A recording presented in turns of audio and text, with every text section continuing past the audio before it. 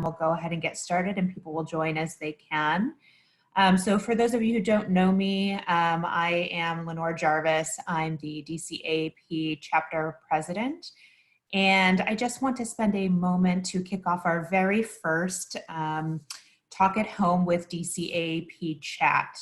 We decided in the era of COVID and virtual communication to hold twice a month conversations with leaders in the community who are working tirelessly to address the many issues of COVID as they arise, with innovative solutions, creative thinking to best serve our patients and our families. We realize that you are on Zoom all day long, and so we really appreciate your time and attention. And to be really respectful of that time and attention, we've decided to keep these chats short. About 30 minutes. We anticipate hosting them twice a month, and we will be alternating times between the lunchtime break as well as some early evening breaks to see what is the most convenient time frame for our members. Just so everybody knows, these chats are being recorded. It is currently in this Zoom virtual space and also being broadcasted on Facebook Live. If you could please mute your lines if you're not speaking, that would be great. We will have time for a few questions at the end. And so if you have questions for our speaker today, who is Kim Ford, please feel free to write them in the chapter chat, or they may be, there may be some time to unmute your mics at the end. So without further ado, we'll go ahead and get started. I'd like to introduce Kim Ford. Thank you so much for joining us today, Kim. She is the president and CEO of Martha's Table. I love the hat. Thank you for that.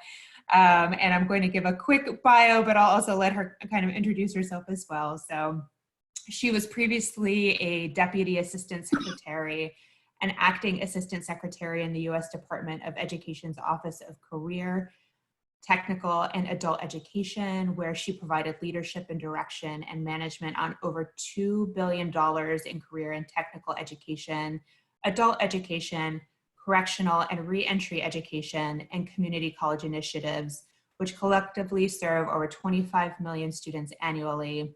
She served as a Dean of Workforce Development and Lifelong Learning at the University of District of Columbia Community College, and she served in the Obama administration's Recovery Implementation Office, which was responsible for implementing the American Recovery and Reinvestment Act of 2009.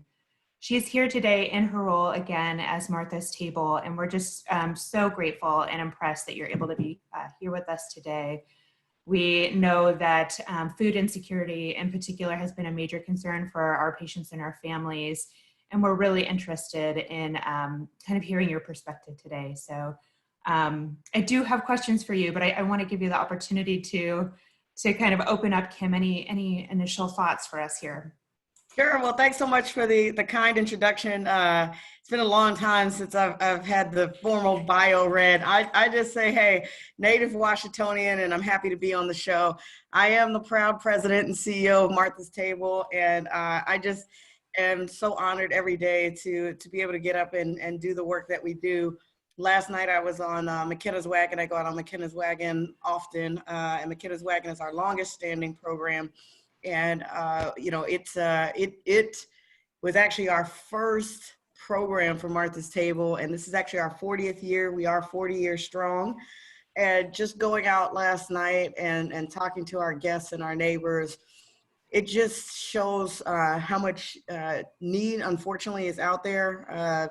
We've seen that grow from about 125 folks a day to well over 200 a day. And I know we'll talk about this, but through all of our grocery efforts and McKenna's and our hot meal work, it's just, the demand is just jumping, and just so many people really accessing Martha's Table and other organizations like us in ways that they've never done so before. So again, we're just so proud to stand alongside our communities. We're just so proud to be able to do this work. And even though we're in the middle of a global pandemic, as we always say about McKenna's, it goes out this year 366 days a year, no matter holiday, no matter weather, no matter global pandemic. And that's how we feel about Martha's Table. We are going to continue to do what we do, continue to expand. We are open, expanding, and doing as much as we can during this time. So again, Thank thank you you. for having me. I really appreciate it. No, we're so happy to have you here. And I think, Kim, that most people here know what Martha's Table does, but maybe you could give a really brief reminder of kind of the scope of Martha's Table work and how that has, I'm sure, drastically changed in the era of COVID. Sure. So our normal operations seems so long ago, but no, we are all about education, health and wellness, and community supports. And our main lines of business, if you will, we operate 2 nationally accredited early childhood education centers supporting young people 6 weeks to age 4. We have enrichment programs, which are after school programs for those who are in elementary schools in our new headquarters in Southeast. In our health and wellness programs, we have lobby markets at our Southeast headquarters and our Northwest campus, and those operate, and I'll talk more about what they're still open and operating. We also have 53 joyful markets that are pop-up markets that support every elementary school in wards 7 and 8 with healthy, fresh fruits and fresh vegetables. For those young people. We do a lot at our Southeast campus, and many folks know, I mean, everybody I think at this point probably knows that we left 14th Street and moved our headquarters to Southeast. We have 3 different locations, our headquarters being at 2375 Elvins Road Southeast. We still have a presence in Ward 1 at 1474 Columbia Road Northwest. And then we also have our Outfitters Boutique, which is 2204 MLK Avenue. And that's our boutique is where people can shop at no cost for children's attire and adult workforce attire. And so that's another thing that we used to do that's been closed for a little while now. And then of course I mentioned our longest running program, which is McKenna's Wagon, which again goes out every single day. It doesn't matter what the conditions are, to provide a hot meal to those who are facing housing instability. In addition to that, we just have a lot of programs. We have monthly community dinners. We have a lot of programming with our neighbors and our families. We have parent cafes. We have our Great Fathers to the Front initiative. So we do a lot of community programming, but that's what our normal operations look like. So education, health and wellness, community supports. Now in COVID, we had to turn really fast. One of the things that's been great is that we are nimble enough to respond. I think we're considered a large nonprofit. I don't know, maybe mid-sized, but we were able to be very nimble. And once it became very clear what this virus was and how it is transmitted, we did put our education programs on a hiatus. And so the 137 families, which represent over 200 young people, are now not coming to the center-based programming. We did provide those families with a comprehensive response, and in doing so, we provided cash assistance at $750 a week, plus $15 a day for grocery gift cards, plus diapers, wipes, and formula. We actually did the cash assistance before the national conversation. So once everybody started talking about cash assistance, we had families that were like, you need to tell them that Martha's Table started that. We certainly didn't start it nationally because it exists, but we knew that our families could be the ones who were hardest hit. Unfortunately, a lot of them are. But we also knew that we were changing the contract with them. They were the ones who enrolled their children with us, and us closing our program, even though for health reasons, that obviously affects their life and impacts their life. And so we provided that comprehensive support, and we've been doing that for almost 3 months now. It's been a while. I don't know what day or time it is anymore, but we've been doing that for a really long time, at least 12 weeks. We've been doing that. And then, as I mentioned, Outfitters, we did close our boutique, but we are in partnership, particularly with returning citizen organizations where returning citizens are coming home and need clothing. And so we will go to the store and get the inventory that they're looking for and work with the partners to get those clothes out. But the store is closed. McKenna's, of course, is still running. And then our food operation has really just drastically increased. I mean, it's, we not only have kept our lobby markets open, both at Northwest and in Southeast, but we've expanded our days, our hours. And I'm going to dump a lot of information really quickly, and I can follow up and send you all of this. But I just want to give you an overview of all of like the food efforts that are going on, because I think that that might be helpful information to give the folks that you guys are working with. So one, our lobby markets in Northwest and Southeast are open Monday through Friday, 11 a.m. to 4 p.m. We also added Saturday hours in Southeast from 10 a.m. to 2 p.m. People can come and get a bag of groceries. It's pre-bagged. Everything's already in the bag. It's a contactless grab and go. We used to have something in place where you could only come once a month. We've waived that. You can come every single day if you want. So people can come anytime, again, 11 to 4 p.m. Mondays through Fridays, Northwest, Southeast, and then 10 to 2 in Southeast. On Mondays and Fridays, we actually have a partnership with the DC Diaper Bank, and the DC Diaper Bank is providing diapers to the community at no cost, so you can get your groceries and diapers. Now that's Monday and Friday. So food Monday through Friday and Saturday, diapers Monday and Friday in Southeast. And all you have to do is provide proof that you have a kid. Proof is, you can just show something on your phone that says, you know, here's little Johnny. So it's not some convoluted process. We don't believe in that, and neither does the diaper bank. Because of the increase in demand, and I know I'm quoted in a lot of places talking about the jumps. We used to see about 100 people a day at each lobby market. The lobby markets now combined represent over 1,000 people a day. Our Northwest campus actually has been averaging about 800 people a day. Our Southeast campus around 300-ish, plus or minus, given the day. And so it's a lot. But when we saw that that need was jumping, we also added a lot of services. So that's why we talk about we're open and expanding.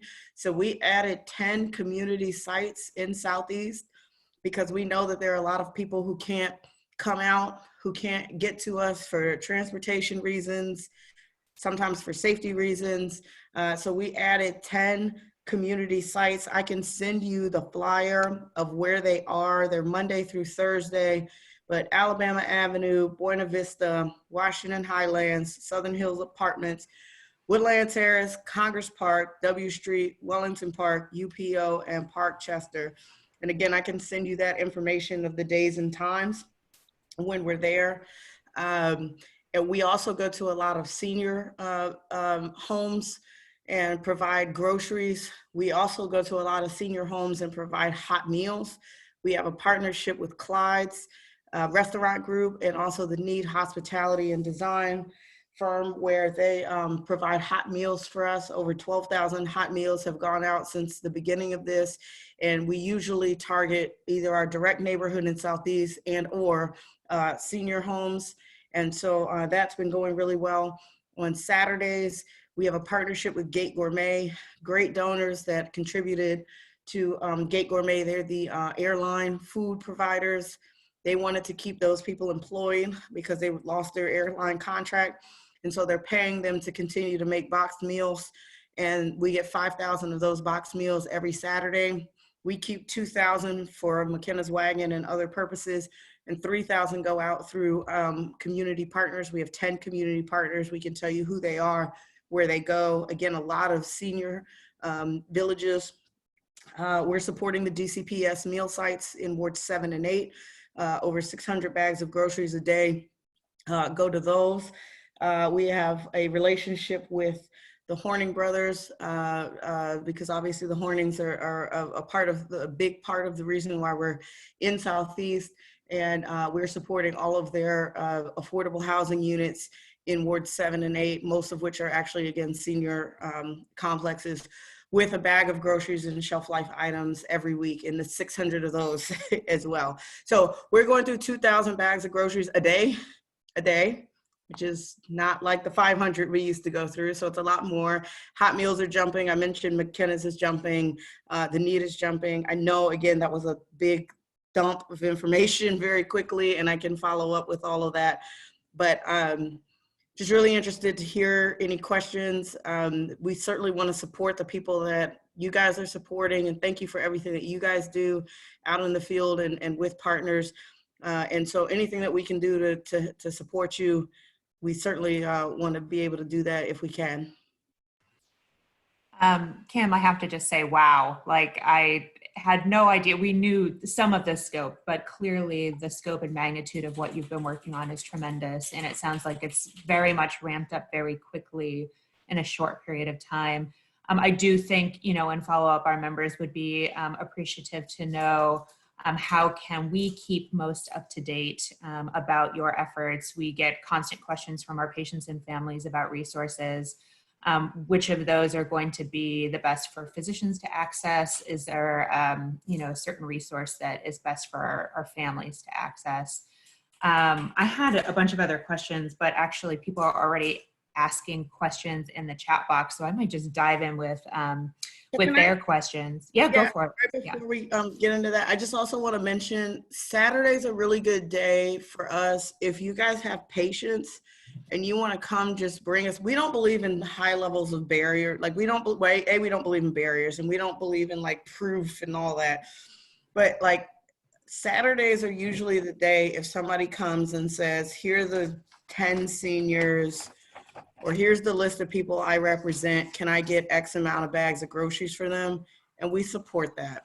So like if you guys have patients or people who are supporting them and you want to come out, I mean, not like 300, that would be, but like if people came and said, hey, I'm with this group and here are the people that I'm supporting, and they're either homebound or, they shouldn't come out or whatever.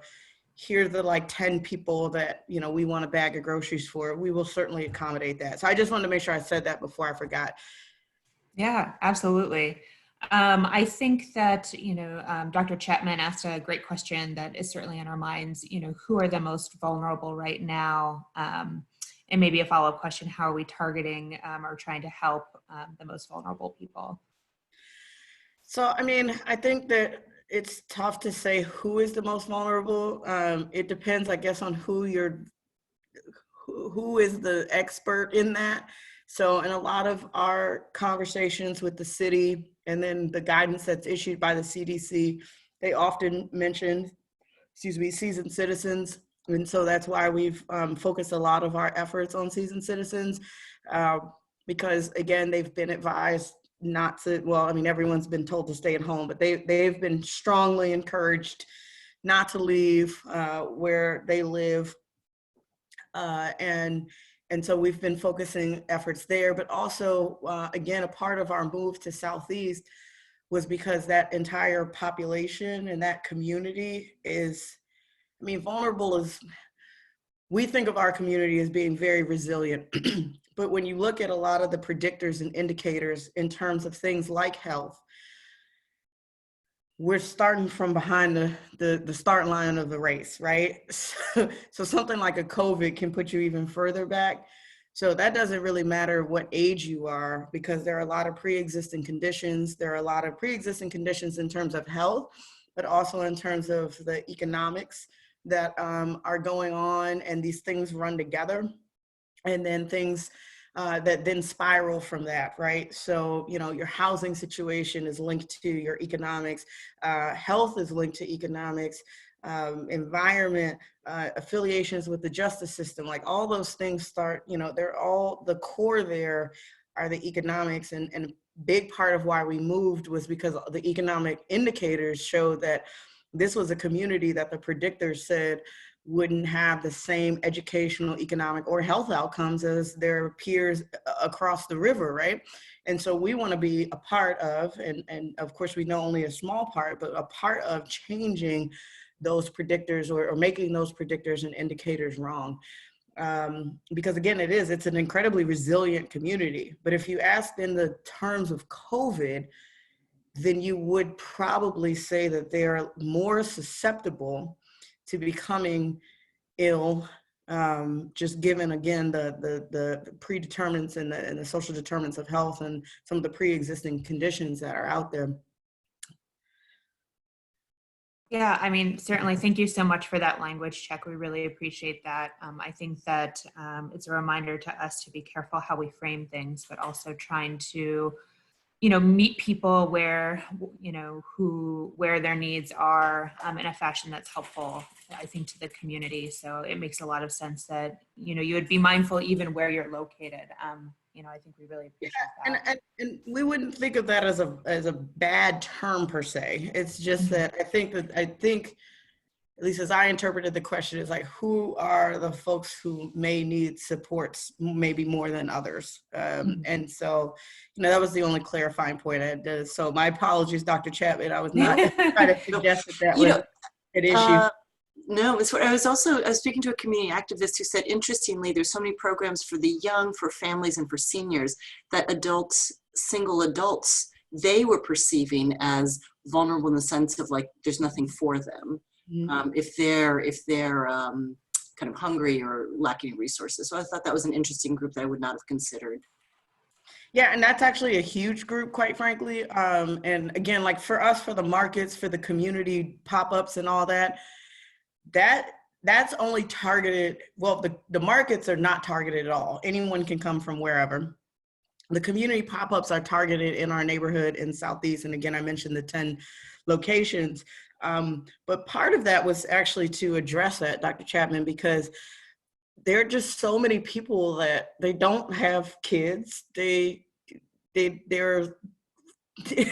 they're not whatever we're defining as a seasoned citizen at this point, because we never define that. It's just like they're actually, when you look demographically, a very large percentage of the population.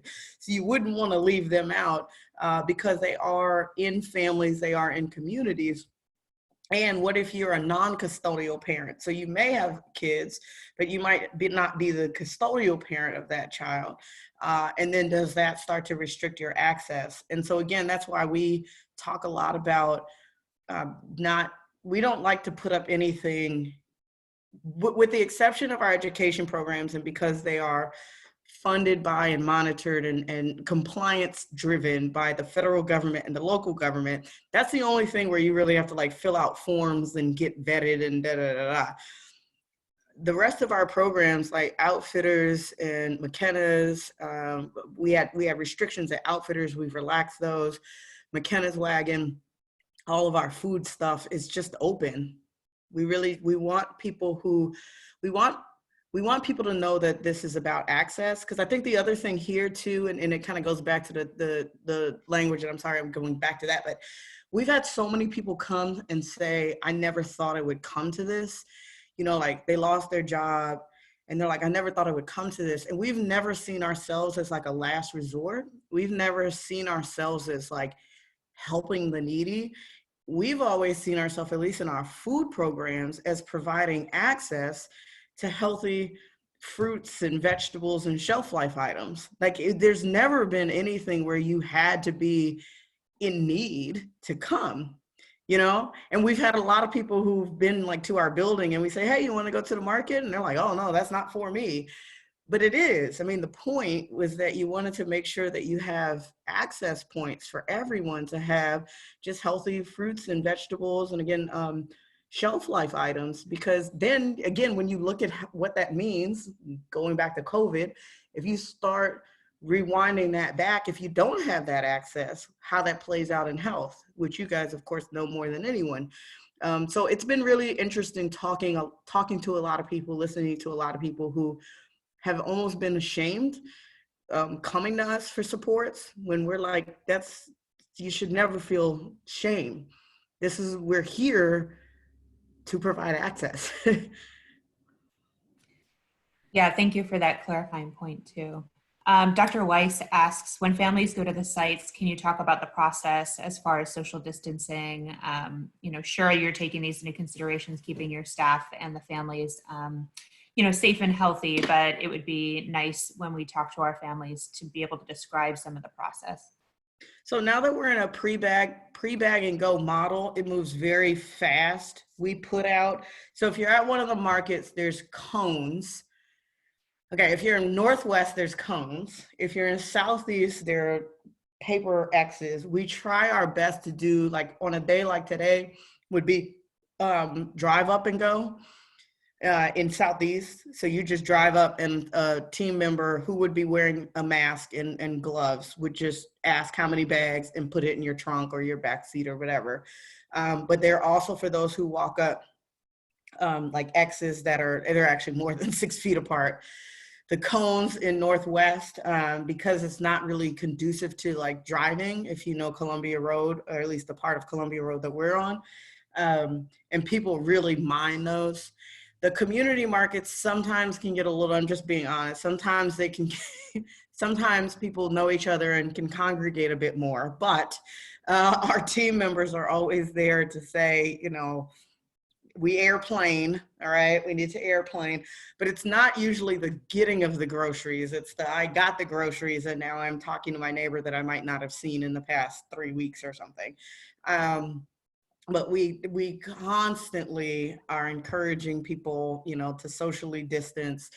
But again, now in a bag and go model, I mean, it's like less than 30 seconds. You either walk up or drive up and you just go, boom, boom, boom, boom, boom. It's just go. And then with the McKenna's, same thing. So with McKenna's, if anybody's familiar with the old model, and I have to talk to volunteers a lot about this, I had this whole speech yesterday. The old model of McKenna's was that like our chefs would make meals. And then there were 3 stations. There was a station with a hot meal that was served. Then you had a station out of the side of the van where sandwiches were served. And then you had a 3rd station with drinks. All of that is gone. It's a hot meal, the sandwiches and the drinks are in a bag.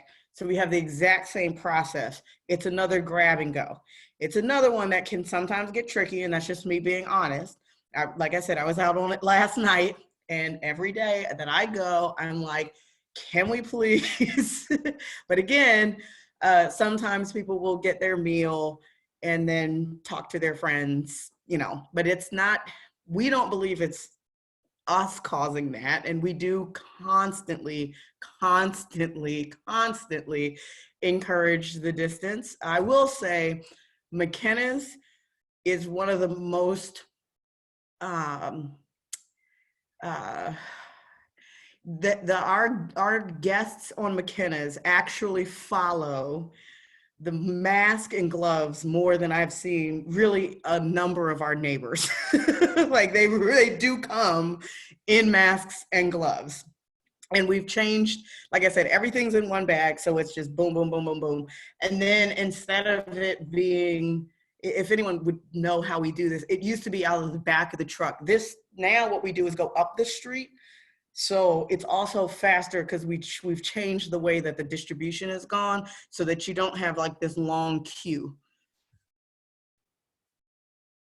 I think that's very helpful. And believe it or not, we're actually already at our last question, which has come from almost everybody on the call to say, 1, this is fantastic. Thank you so much. How can members from DC AAP support you? Where does your funding come from? Can we donate either money, time, volunteerism, clothing items, household items? How can we help? Well, thank you so much. And we always appreciate anyone who wants to support us. There's a couple of big things. We always need people power. We, of course, have seen a drop. So we put everyone on mandatory telework. One of the things, and in my bio, you mentioned my background is in workforce. And we are 100% committed to keeping the entire team, no cut hours, no cut salaries, no cut benefits. And to keep everyone safe, mandatory telework, and you have to opt in. And even if you opt in, you're not allowed to opt in more than 2 days a week. So with that, that puts us on a skeletal crew. Our volunteers ebbs and flows. And so when we talk about pre-bagging, if somebody comes and shops at the market, somebody stocked the market. When you shop at the market, that's very different than actually having to pre-bag 2,000 bags of groceries. So we always need people power. We always, of course, need financial resources. It's $10 for each bag of groceries. And so I always say that because people need to know that it doesn't need to be a $100,000 gift. You know, $10 actually is it's a bag of groceries, and the bag of groceries actually sustains somebody 3 to 4 days. That's the way that they're built. Clothes, we are accepting clothes both at our Northwest campus and our Southeast campus. So we continue to accept that, especially I mentioned like our returning citizens. If a family, like we have enrolled families who will say, oh, I need clothes or something for my child, and we support them that way. And then sandwiches. So we go through 10,000 sandwiches a week on McKenna's wagon. And if we come in under the 10,000 sandwiches, then we can't give people as many sandwiches as they need. And what's funny is we've been giving like these amazing meals from like Clyde's and Succotash and like these great partners that we have. And people start with the sandwiches. They want the sandwich. And so we've seen a decline in people making sandwiches.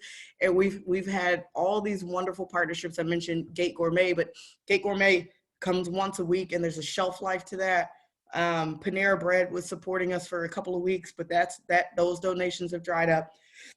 So sandwiches, clothes, time, money. That's how people can actually support Martha's Table, not necessarily in that order. So I want to be mindful of everyone's time. I really appreciate everyone. I really appreciate everything that you guys are doing. I will make sure to get you guys the information about all the different stops and this, that, and the other, and the times and the locations. But please, please, please send your patients to us or a representative for your patients because this is what we're here for. Thank you so much. You know, again, we definitely will distribute the information about Martha's Table, not only how our patients and families can access. You know, I think for sure we're already referring and will continue to refer families to Martha's Table. If you could include too the link for donating time and volunteer services, I think that would be fantastic. And then just shameless plug, the next Talk at Home with DC AAP will be Council Member Robert White. Put on your calendar, save the date is 5/20 at 6 p.m. And you can look for advertising that will go out through our listserv. Kim, thank you so much. We really, really appreciate it. And I'm very grateful to everything that Martha's Table does. Thank you. Thank you. We appreciate you guys. All right. Take care, everyone.